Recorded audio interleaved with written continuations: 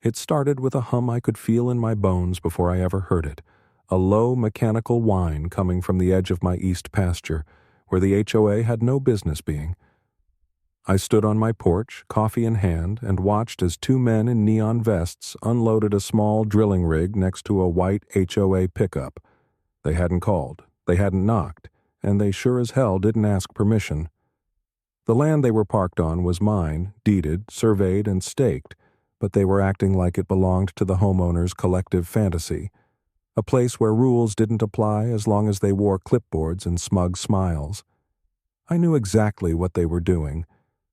The HOA board had been whining for months about pressure issues at their brand-new overpriced clubhouse, low water flow, spotty irrigation, and someone on their end decided the solution was to access additional water sources, which was code for stealing whatever they could find underground. Problem was, the old city water main, the original cast iron line from 1953, ran right under my property, a brittle relic that no one dared touch because it wasn't mapped right and pressure fluctuated like a drunk on roller skates. But greed doesn't check blueprints. I grabbed my boots, phone, and a copy of the land deed, drove down the dirt path with my truck, and pulled up just in time to see the drill bit crack through the clay layer. I jumped out and yelled, waving my arms, but they didn't stop. One of them actually laughed. "We've got a permit," he said smugly, waving a folded sheet of HOA stationery like it meant something in the court of real law. I warned them twice, told them the main was down there, told them they were trespassing, but they waved me off like I was some bitter farmer with a conspiracy theory. That's when it happened. A high-pitched screech, a crack like the sky splitting open, and then the earth screamed. Water exploded. I got an apology letter, unsigned. I framed it, right next to a photo of their clubhouse submerged to the window line. Water still bubbling out of the foundation like the land was laughing. They never stepped foot on my property again. And every time I walk past the old drill site, I salute the muddy crater where arrogance met the truth and drowned in it. The monastery of St. Luke stood like a forgotten tooth in the jaw of the Eastern Carpathians, its jagged stone towers and crumbling arches swallowed in mist, as though the mountain itself had grown weary of holding it and tried to hide it from the living world. Built in the 12th century by an order of monks whose name no one remembers, it had no records, no patron saint save Luke the Evangelist, and no surviving text beyond a single codex of bone-bound parchment, housed now in the archives of a crumbling Orthodox seminary 2 valleys over. But what made St. Luke's most terrifying was not what it left behind. It was what it left out. A silence so complete that even time itself seemed unwilling to speak its name. For the monks of this cloistered brotherhood had taken a vow unlike any other, not just of poverty or chastity or silence in the usual sense, but of absolute and eternal quietude. A discipline so severe it demanded not only speechlessness, but the gradual abandonment of sound itself. No singing, no ritual chanting, no footsteps if they could help it, no bells, no birds, no spoken prayers even on one's deathbed. And it was said, whispered really, that after decades of devotion, their very breathing grew shallow, less like life than the echo of it. And those who heard them move, if they heard anything at all, said it sounded like cloth dragging across stone, like old robes stirring dust in the shadows of the sacred. The monastery, built halfway into the cliff face, was not open to visitors. The few who tried, merchants, priests, nobles, were turned away gently but firmly, and in time, people learned to stop trying.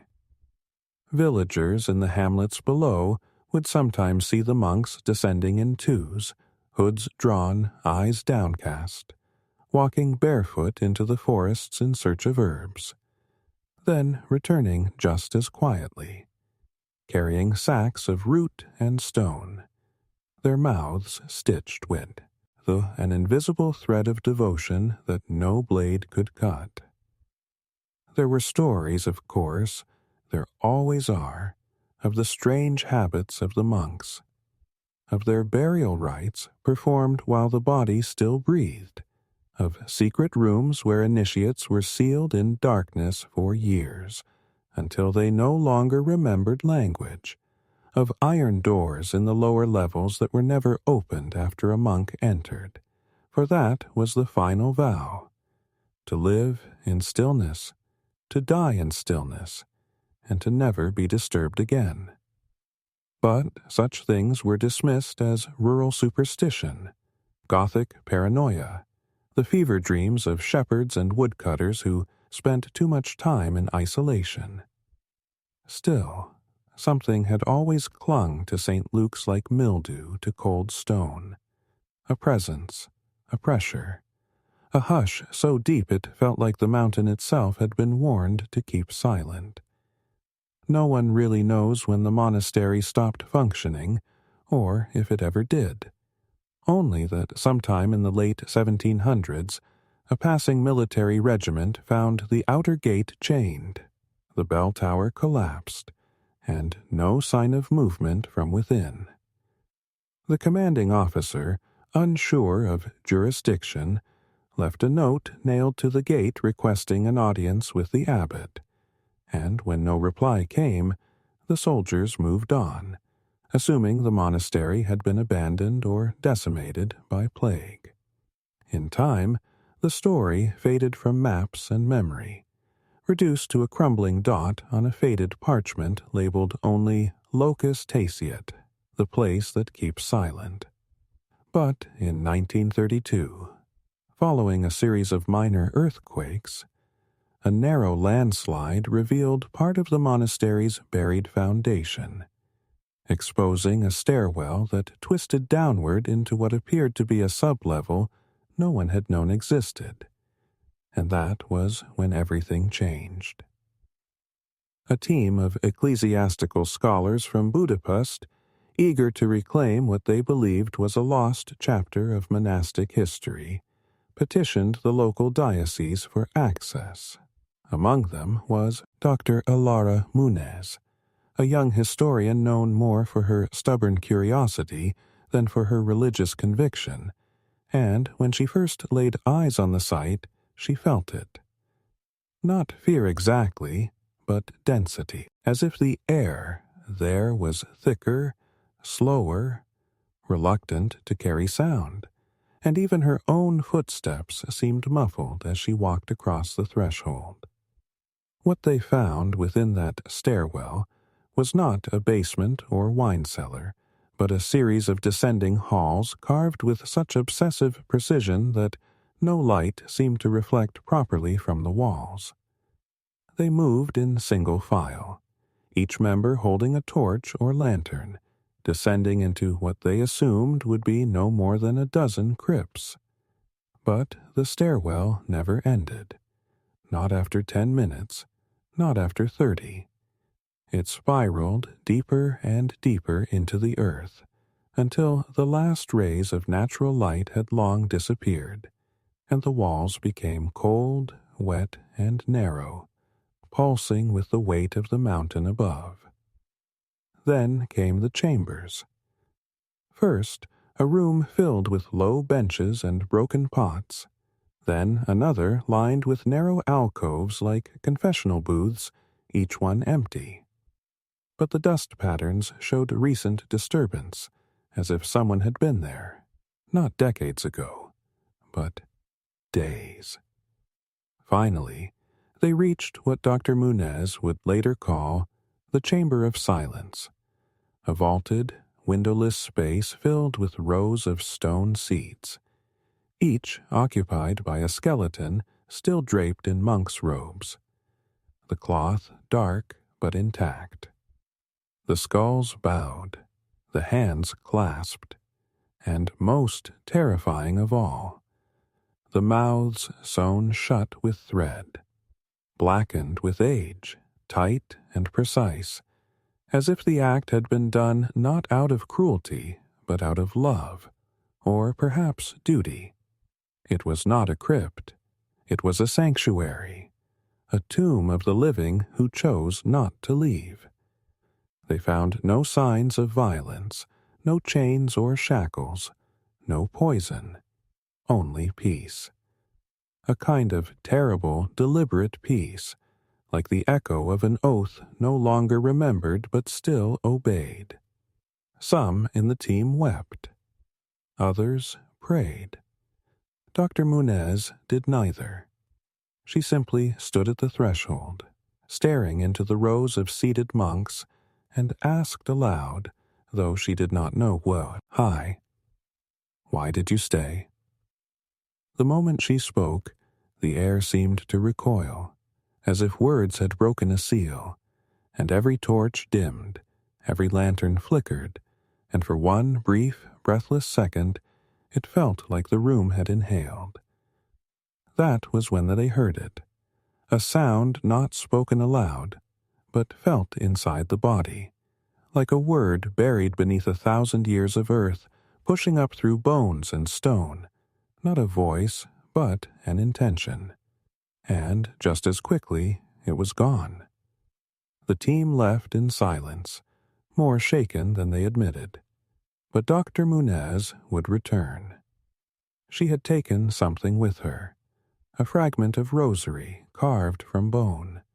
She would place it on her desk in the months that followed, stare at it in the dark, and begin to hear something at the edge of hearing. Not voices, not music, but the deep, unbearable hush of a vow that had never truly ended.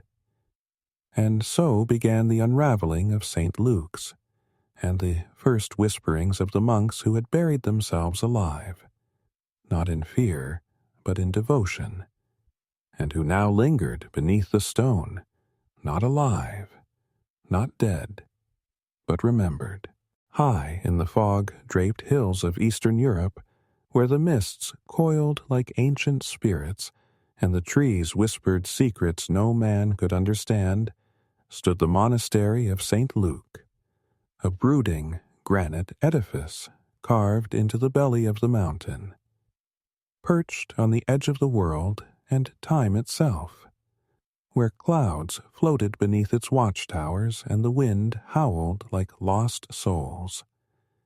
It was a place not built, but born of the stone itself, ancient beyond record, weathered by centuries of rain, wind, and whispered prayers. The monks who inhabited it were no ordinary order. They practiced a vow not merely of silence, but of total sensory withdrawal, as if in severing every tie to the world above, they could descend into something deeper, more eternal. Their rituals were not sung but carved, not shared but buried.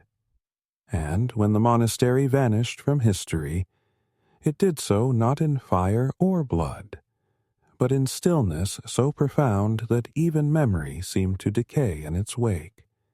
Then, centuries later, earthquakes fractured the mountain's silence and revealed corridors that should not have existed. An inverted monastery, a cathedral beneath the world, carved by hands no longer remembered. Dr. Ilara Munez led the descent, driven not just by academic curiosity, but by dreams and whispers and an object, a rosary of bone, that pulsed with a strange, inaudible presence. Her team found chambers layered in monastic death, monks seated and sealed with thread, surrounding an empty chair beneath which something breathed. But even as they resealed the chamber in fear, believing their work was done, the silence had already begun to unseal itself, not as noise, but as pressure, thought, intention. And on the first night back at the university, Ilara knew the monastery had come with her, not in the form of spirits or curses, but as something more ancient and insidious, something that understood patience better than Yinan. any human mind. It began with dreams, whispers in rooms with no source, shadows that behaved independently of light. Recordings from the expedition played back with chants no one recalled speaking, layered in frequencies too low for the ear but perfect for the spine. The rosary, once inert, now throbbed in its case, its bone links growing slick with condensation even in climate-controlled archives. Visitors to the lab began reporting strange symptoms. Sudden deafness, a pressure behind the eyes, a profound unease when standing near the excavation maps. Some quit. Others stayed and grew distant, forgetful, murmuring prayers in broken Latin in their sleep. And Alara, once the skeptic, now found herself afraid of silence, not because it lacked a sound, but because it seemed full of something waiting. One night she stayed late, analyzing a sonograph of the underground chamber, when her screen flickered and revealed something moving. Beneath the lowest level they had mapped, a shadow like a pulse, not random, but rhythmic. She froze. The computers began to hum, and her own breath caught in her chest as every device in the lab displayed the same phrase in broken code. Vow broken. The next morning, her team found her standing perfectly still at the edge of the excavation tent. Eyes wide, mouth sealed. Not stitched, but clenched so tightly no sound escaped. She did not speak for 3 days. And when she did, it was only one word: listen. But there was nothing to hear, only the sudden, inexplicable absence of sound across the camp. Birds no longer sang. Wind no longer rustled. Machinery failed to hum. It was as if the monastery had extended itself, like roots drinking silence from the living. Alara began writing compulsively, diagramming subterranean chambers not yet discovered, reciting prayers that matched those carved in the deepest walls. Her voice, when it returned, bore an echo not her own. Some say she was possessed. Others say she had become a vessel. But all agreed. St. Luke's vow had not ended in death. It had been carried, buried, and disturbed. The monks had not simply chosen silence. They had imprisoned something beneath it, something that now stirred in the cracked belly of the mountain. Pilgrims who wandered too close to the monastery's ruins came back changed, speaking in reverse, dreaming in symbols, deaf to their families but hearing whispers in stone, and always, always that suffocating hush so dense it felt like drowning in quiet. Eventually, the site was quarantined. The university disavowed the research. Alara vanished. Some say she returned to the mountain. Others believe she never left. But still the vow echoes, not in words, but in the way silence now feels heavier, deeper, pregnant with memory and warning. The monastery of St. Luke no longer needs walls or monks or prayers. It has found its voice in silence, and it is listening. It started with a hum I could feel in my bones before I ever heard it, a low mechanical whine coming from the edge of my east pasture, where the HOA had no business being. I stood on my porch, coffee in hand, and watched as 2 men in neon vests unloaded a small drilling rig next to a white HOA pickup. They hadn't called, they hadn't knocked, and they sure as hell didn't ask permission. The land they were parked on was mine, deeded, surveyed, and staked, but they were acting like it belonged to the homeowner's collective fantasy, a place where rules didn't apply as long as they wore clipboards and smug smiles. I knew exactly what they were doing. The HOA board had been whining for months about pressure issues at their brand-new, overpriced clubhouse, low water flow, spotty irrigation, and someone on their end decided the solution was to access additional water sources, which was code for stealing whatever they could find underground. Problem was, the old city water main, the original cast iron line from 1953, ran right under my property, a brittle relic that no one dared touch because it wasn't mapped right, and pressure fluctuated like a drunk on roller skates. But greed doesn't check blueprints. I grabbed my boots, phone, and a copy of the land deed, drove down the dirt path with my truck, and pulled up just in time to see the drill bit crack through the clay layer. I jumped out and yelled, waving my arms, but they didn't stop. One of them actually laughed. "We've got a permit," he said smugly, waving a folded sheet of HOA stationery like it meant something in the court of real law. I warned them twice, told them the main was down there, told them they were trespassing, but they waved me off like I was some bitter farmer with a conspiracy theory. That's when it happened. A high-pitched screech, a crack like the sky splitting open, and then the earth screamed. Water exploded.